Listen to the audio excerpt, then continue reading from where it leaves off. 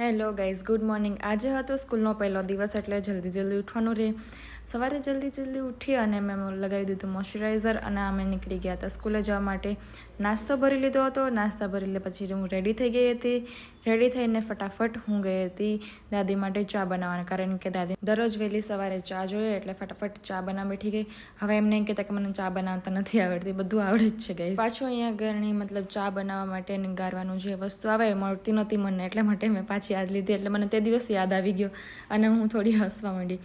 બસ ગાળી લીધી અને ચા દાદીને આપી દીધી હતી અને હું નીકળી ગઈ હતી ફટાફટ સ્કૂલ માટે, કારણ કે આજ પહેલો જ દિવસ હતો સ્કૂલનો એટલે જલ્દી પહોંચવું જ પડે.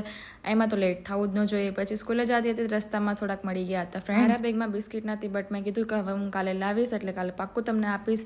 સ્કૂલેથી આવી ગયા પછી અમે આ ભાઈ જે છે એ સાયકલ ચલાવતો કેટલો મોટો છે, બટ એની પાછળ સાયકલ પણ કેટલી મોટી લાગે છે ગાઈસ, મજાક કરું છું. બસ પછી આ બધા ક્રિકેટ રમતા હતા અને નાનપણમાં પણ આવી સાયકલ કરલા બહુ ચલાવતા.